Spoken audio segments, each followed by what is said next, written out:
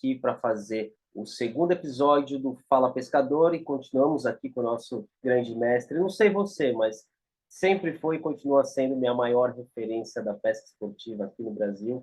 Rubinho, que prazer falar com você novamente e hoje a gente vai tratar de um tema que a gente considera um fantasma dos pescadores que vão para a Amazônia, que é o tal do repiquete. Eu queria te fazer uma pergunta muito, muito óbvia. É um assunto polêmico, mas é um assunto que a gente sempre tem que debater porque é de extrema importância. Então, a pergunta é: chegamos ali na pescaria e temos a agradável notícia de que deu repiquete. O nível da água está mudando. O que fazer nessa situação? Bom, eu acho primeiro vamos explicar o que é o repiquete, né? Para as pessoas, muita gente que está nos ouvindo não tem a menor ideia. Primeiro, prazer, muito obrigado pelo convite. Sempre estaria à disposição de vocês. Sempre é bom falar desse tema de pesca esportiva, né? E falar sobre a Amazônia, que é esse nosso privilégio, né? Poder ter uma Amazônia. E eu acho que a gente merece realmente destrinchá-la, né, dessa forma. Repiquete. O que é o repiquete? O repiquete ele se dá no período quando as águas estão baixando, né? É o período de baixa que a gente chama. Então a água vem baixando todos os dias, num determinado momento ela para de baixar e ela dá uma subida. Então ela faz uma contramão. Fruto de uma chuva na cabeceira, normalmente são chuvas na cabeceira que fazem o repiquete, tá? Fazer. Aí ele sobe 10, 15, 20, 30 centímetros, 1 metro, às vezes fica subindo 2, 3 dias, às vezes não, sobe uma noite só, depois baixa, demora 3, 4 dias para baixar novamente. Muito bem. O comportamento do peixe muda radicalmente. Vamos dividir a Amazônia, porque ele tem dois efeitos diferentes, vamos dizer. Vamos dividir a Amazônia Norte e a Amazônia Sul. Acima da linha do Equador e abaixo da linha do Equador. Ou bacia do Rio Negro e bacia do Rio Madeira. Tá? Ambos sofrem repiquetes. Talvez por uma questão de relevo ou alguma outra razão que eu desconheça, o efeito do repiquete na bacia do Madeira é menor do que o efeito dele na bacia do Rio Negro. Ambos mexem com a qualidade da pescaria, com certeza. Mas na bacia do Madeira, a minha experiência é que parece que o efeito é menor. Então, ele não chega a comprometer a pescaria. Ele simplesmente mexe, diminui, altera, mas não compromete totalmente. E no Rio Negro, não. No Rio Negro, um repiquete, dependendo do tamanho dele, ele liquida a sua pescaria. Quer dizer, ele torna a sua pescaria muito complicada, muito difícil, né? Eu não sei exatamente a razão, mas já tivemos várias teorias sobre isso. Eu já vi teoria, mas que a água sobe, entra no mato e o peixe entra no mato. É interessante, mas você poderia pegá-lo no meio do lago com isca viva. Eu já vi isso muito acontecer. Em momentos de repiquete, passar isca viva no meio do lago pega grandes peixes. Então ele está ali, ele simplesmente parou de comer, de certa forma, ou saiu da margem, e afundou. São coisas que a gente ainda, eu acho que a gente tem que entender bem o que é o efeito do repiquete. A saída da isca viva, eu já vi muitas vezes. Já vi muitas vezes acontecer. Não é a pescaria que eu gosto de fazer. Não é a pescaria que me atrai. Mas eu não a critico. Eu acho que é válido. Se a gente pesca com isca outros peixes também, né? Por que não pescar o tucunaré? Não é a minha pescaria, mas eu respeito as pessoas que querem fazer. Eu acho que o fato de, não, é proibido ou não deve, é só isso. Por quê? Quer dizer, mas outros peixes a gente faz isso com isca viva. Então, ou seja, é só uma questão pessoal. Então, eu acho que a gente tem que respeitar todos os gostos, quer dizer, do estilo de pesca de cada um. Eu tentaria o repiquete mais fora da margem, com iscas mais de fundo, com sheds e com jigs, tá? Para não usar a isca viva, né? A isca viva.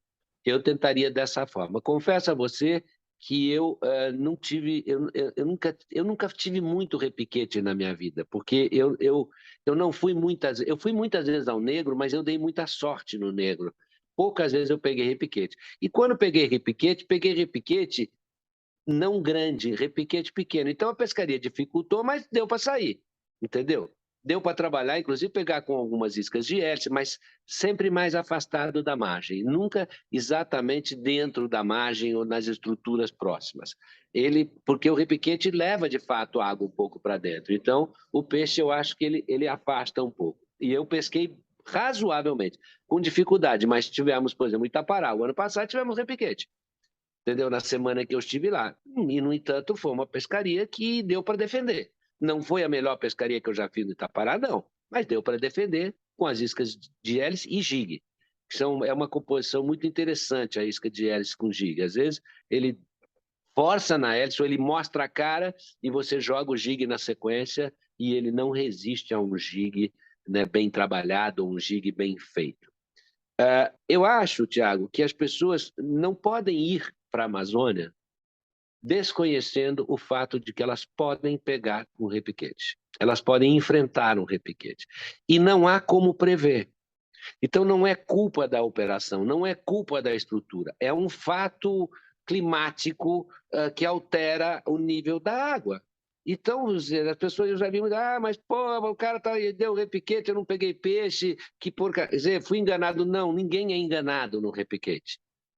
Ninguém é enganado no repiquete. O repiquete acontece de fato. Quer dizer, não é previsível. Agora, o que pode uma operação é não te informar, e eu acho que aí não deveria acontecer. Ela está em repiquete, você ainda não chegou lá, ainda está na sua base de origem, ainda vai viajar para lá e ela não lhe informar a situação real que está. Para Lhe você se dando preparar ali, né? Elaborar uma se estratégia preparar ou lhe diferente, dar a né? oportunidade de transferir, eventualmente, entendeu? Eventualmente até transferir. Eu acho que desde que você seja honesto com o cliente e ele saiba que ele pode enfrentar um repiquete, as coisas funcionam. E há uma defesa, a gente se vira, pega um peixe, diminui, mas pega um peixe aqui, pega um peixe ali. Enfim, há como trabalhar. Vai requerer mais trabalho, mais variedade de isca, mais entendimento.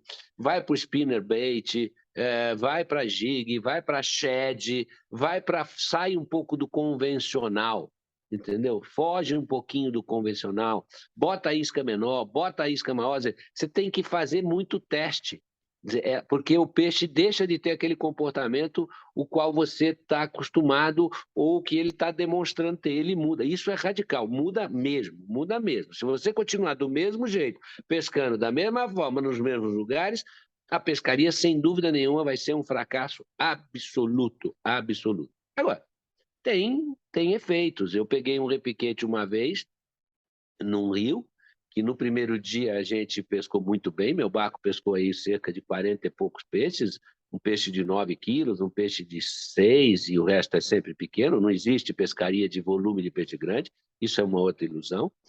E na noite deu um repiquete de uns 30, 40 centímetros, e nós tínhamos mais 5 dias de pescaria, e nós só fomos pegar algum tucunaré no último dia, pequenos, ou seja, dos 45 peixes pegos no primeiro dia, nós completamos a semana com 50 peixes, considerando os 45 da primeira. Então, Primeiro. realmente é um efeito.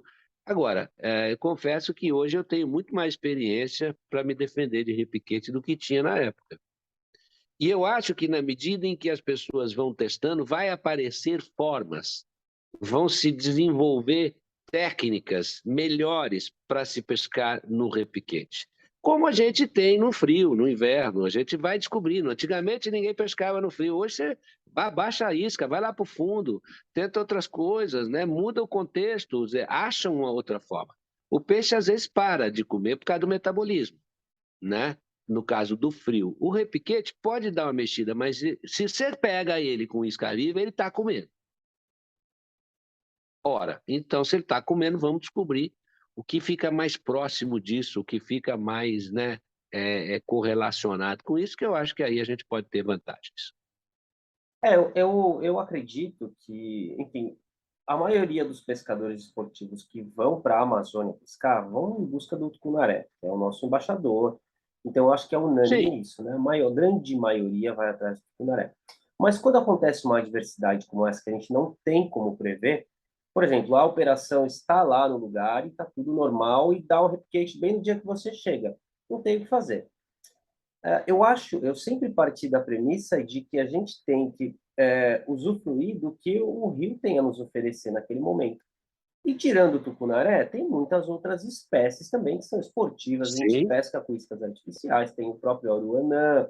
Enfim, tem uma infinidade que ficar citando nome aqui, eu vou demorar uma hora, né? Os peixes de couro Os também, que peixes são lisos também. alternativos, entendeu? Tiago, tem uma coisa que eu acho o seguinte: se você está numa posada fixa, você é mais complexo um pouco. Se você está num barco-hotel, e isso já me aconteceu mais de uma vez, mais várias vezes no Negro, o repiquete não é na Amazônia toda. O repiquete ele não é generalizado em todos os rios.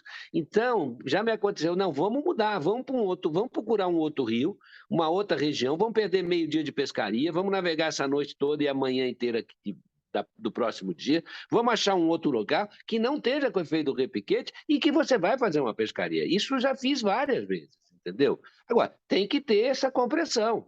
Tem que ter essa compreensão. Vamos perder um pouquinho, vamos gastar um pouquinho mais de tempo e vamos achar um outro lugar. Com o barco é mais fácil acontecer isso, entendeu? Um Sem hotel contar, fixo, isso se torna um pouco mais complexo. sem contar as lagoas também, que de alguma maneira tem lagoas que não sofrem influência, né? Lagoas fechadas. Né? Lagoa fechada sofre menos praticamente não sofre com repiquete, ela fica mais estável, né? Ela fica mais estável. É uma outra alternativa. É óbvio que a operação precisa ter estrutura para isso, né? Nós lá, você conheceu, a gente tem muito caiaque, a gente tem canoa canadense, exatamente, barcos menores, para facilitar esse processo, porque não é fácil arrastar um barco no meio da mata, um barco de 6 metros, chapa dupla, chapa reforçada, né? Ele pesa. Oh. E outra, que estrutura, quantos funcionários você tem que ter para fazer? Precisa mandar 4 funcionários para fazer. Não é tão simples assim, mas é uma saída, com certeza. Eu uso muito essa saída nos repiquetes em função de ter, pelo fato de ter uma estrutura e uma equipe maior do que a normal e uma estrutura que me permite fazer isso, que são os caiaques e a canoa canadense.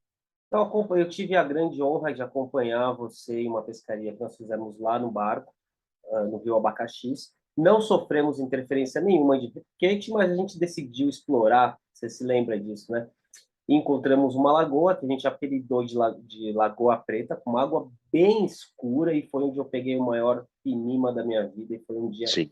memorável para mim. Exato. Então, Eu gosto muito de explorar todas as alternativas por uma questão de poder descansar áreas, entendeu?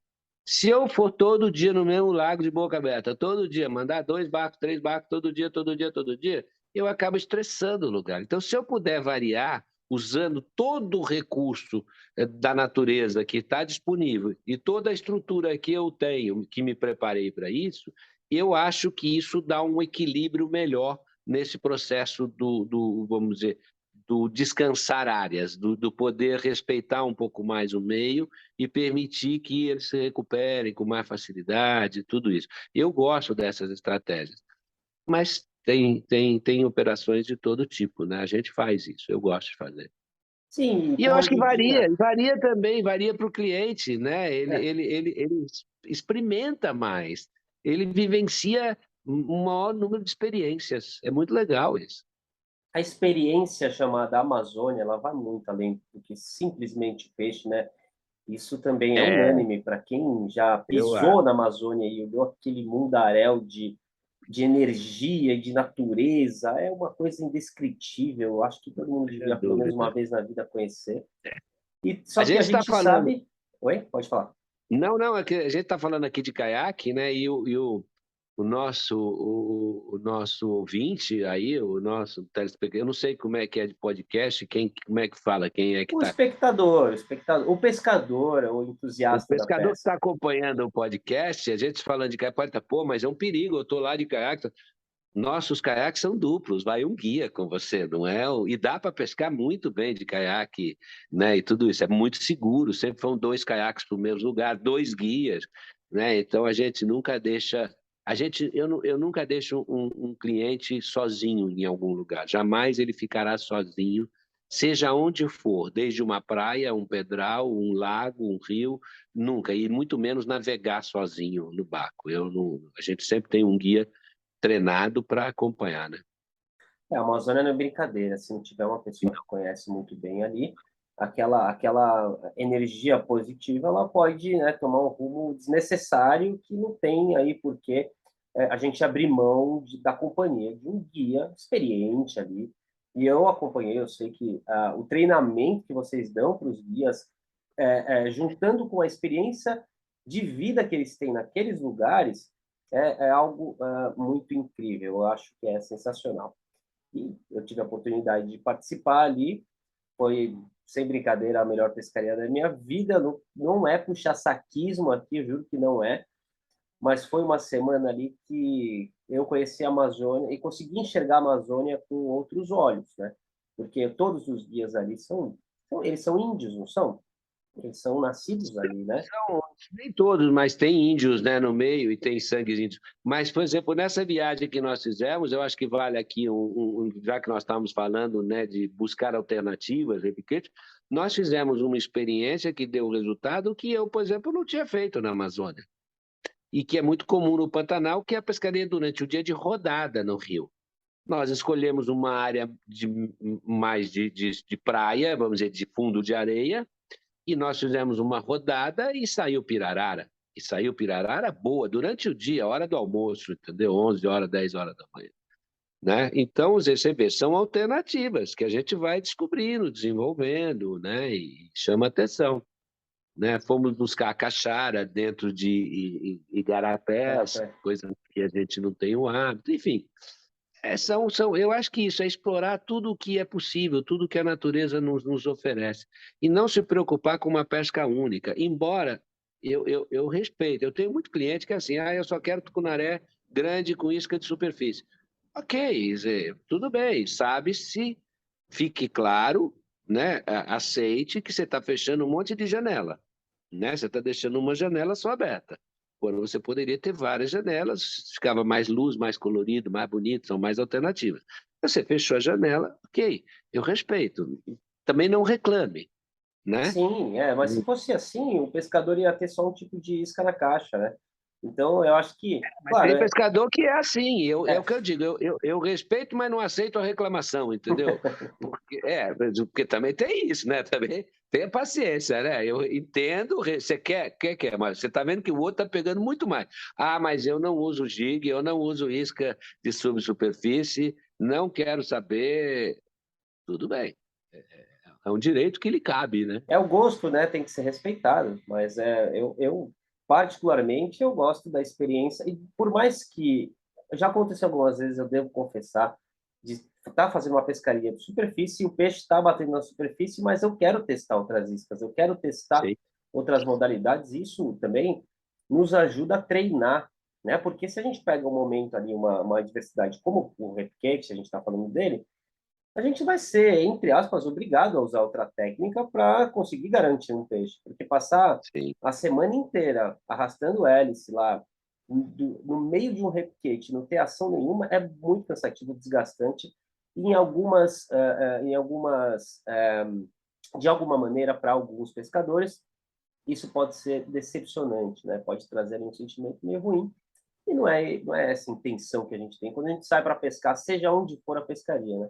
Então eu gosto muito de usar o Shag, eu acho que ele tem ali uma apresentação diferenciada, assim como o Fly, né? Eu acompanhei, a gente fez ali uma pescariazinha onde eu estava com uma isca de subsuperfície e você pescando de Fly, lembra? Nossa, mas eu tomei uma sova naquele negócio lá, que o streamer do Fly, ele faz um movimento tão É. sutil, não assusta o peixe. O Fly é uma técnica incrível que, claro, eu fiz o curso com você e estou treinando, estou praticando para da próxima vez eu não passar tanta vergonha assim, pescando do seu lado. Mas eu acho que as iscas soft, elas trazem uma sutileza diferenciada também. Eu acho que para momentos difíceis de pesca, de mudança de comportamento, pode ser uma excelente saída. E eu tenho pego bastante peixes de couro também no shag. É uma técnica aí que eu estou tentando começar a desenvolver de uma maneira minha, pegando várias referências de outros pescadores, e em breve aí eu espero conseguir falar aqui nesse podcast sobre esse trabalho de isca soft para atrás de peixes lisos. Mas, enfim, voltando um pouquinho para o tucunaré, que sempre vai ser o foco, assim, na maioria das vezes, né? Eu acho que, assim, pescando ali num repiquete, a pescaria está muito difícil. Você, então, não teria dúvidas se, por exemplo, nem pescando com iscas mais profundo, no meio da lagoa, com jigs, você iria, então, para uma isca natural, para uma isca viva mesmo? Eu pessoalmente não, já fiz, hein? Eu já fiz porque eu preciso conhecer tudo. A minha função, eu tenho obrigação de conhecer tudo que é estilo de pesca, né? Até por uma questão de poder informar, passar e orientar meus clientes e o telespectador de uma maneira geral. Não, eu não faria hoje. Hoje eu brigaria um pouco mais com tentativas. Por exemplo, iscas barbeludas, entendeu? É uma coisa que a gente usa muito pouco isso, muito pouco na Amazônia, muito pouco, quase zero se isca, né? Usa essas iscas mais de fundo, que vão vibrar mais 2, 3, 4 metros de fundura, né? E isso são tentativas novas. Eu ficaria fazendo teste, eu passaria a trabalhar mais de meio de lago, talvez mais lentamente, com iscas mais vibrantes, ou soft, ou jig no fundo, batendo no fundo. Eu faria testes diferentes. Mas é o que eu digo, eu às vezes tenho cliente que está com muita dificuldade de arremessar isca artificial. E ele tem que se divertir. Então, eu não tenho nenhum problema em oferecer para ele a possibilidade de fazer uma pescaria diferente, não a semana toda, mas ó, vamos hoje de manhã, vamos dar uma distraída, vai pegar uma isca viva, você vai dar uma passada no meio do lago. Já fiz isso e o cliente se diverte, às vezes até se motiva a voltar a tentar mais a isca artificial, entendeu? Porque você usa desse mecanismo da motivação de pegar, porque é duro não pegar peixe. Sim. É duro, Voltar chato, o para cara casa sem pagou, vai lá. nenhuma foto ou Ah, vídeo ué. é Então, complicado, você né? motiva ele, as pessoas às vezes mais velhas, tem mais dificuldade, é natural que tenha. Então, às vezes, você motiva, ele se anima, aí, bom, agora vamos tentar uma artificial e tal. Então, você vai fazendo esse jogo, e eu acho que é perfeitamente justo, honesto, compreensível, não sou radical em lado nenhum. Eu, na minha vida, aprendi que o radicalismo só me fecha, só me limita, né, as questões.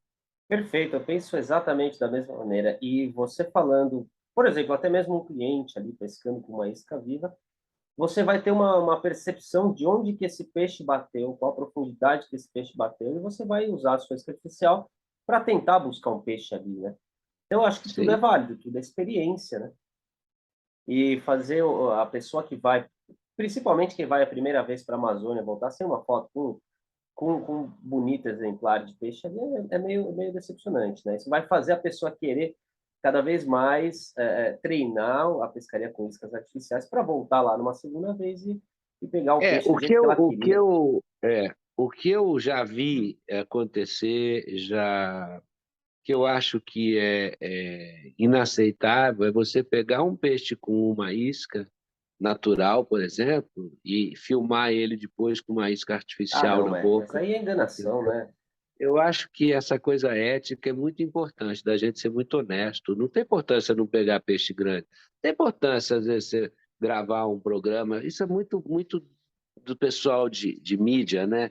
Que pode acontecer. Não um pescador amador que está só se divertindo, não, mas eu já vi acontecer isso, já me ofereceram isso, entendeu? Quando eu gravava programa. Eu acho que aí é uma questão pouco legal, entendeu? Não é bonito.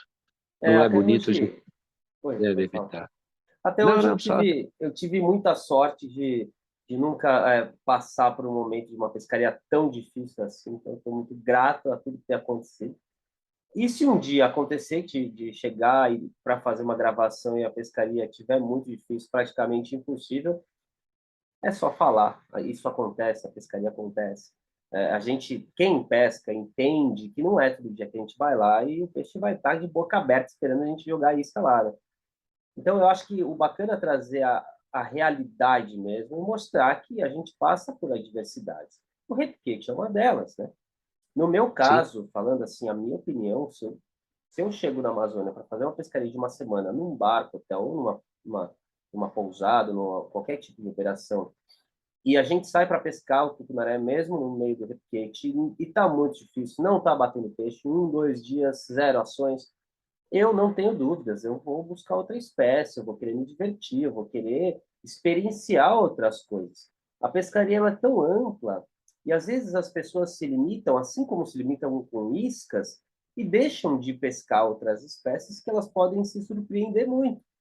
É o Sim. caso do próprio apapá, um baita peixe esportivo legal de pescar, um peixe que ataca com voracidade. Tem muitas outras espécies também, né? Mas é isso, eu acho que a pescaria ela vai muito além de só pegar o peixe, mas essas, passar essa experiência que você tem ali de Amazônia é incrível para a gente. Eu agradeço muito por mais um episódio aqui. Nos próximos, o Rubinho vai continuar com a gente vai falar de muita coisa bacana, a gente vai falar aí de assuntos mais direcionados à pesca daqui para frente. Eu tenho certeza que todo mundo vai gostar. Rubinho, você tem algo a acrescentar aí nessa parte do fantasma repiquete? Não, eu só acho isso. Eu acho que a Amazônia é muito bonita, a Amazônia é muito divertida, vale a pena. Só vá sabendo, não seja, não se engane. Você poderá pegar um repiquete pela frente. Faz parte da vida do pescador amazônico. Sofrer repiquete. É da vida. Mas não é um monstro de 7 cabeças, não é um. Sabe, a vida segue e você vai se divertir, vai voltar outras vezes, vai pegar outro repiquete também, e vai pegar dias lindos, maravilhosos, e vai pegar momentos espetaculares, onde vai compensar todo esse processo. E aí você conta, às vezes, que você foi legal, você conta para os outros. Entendeu? As que foi ruim, você deixa para os outros contar, entendeu? Não conta, não. Você Mas é deixa por pela aí, eu acho que experiência. vale a pena. Então tá bom, querido. Fica bem, muito obrigado sempre pelo convite. Conte comigo sempre. A gente que agradece, Rubinho, um grande abraço. Muito obrigado. Vamos para a Amazônia. Eu não vejo a hora de fazer outra pescaria com você lá. Espero que a gente não pegue nenhum repiquete, mas pegar também. Eu sei que você é parceiro meu de ir atrás de peixe liso, de explorar. Eu gosto bastante de explorar. Isso é muito bacana. Muito obrigado, Tá meu bom. amigo. Grande abraço. Fica Grande bem. abraço.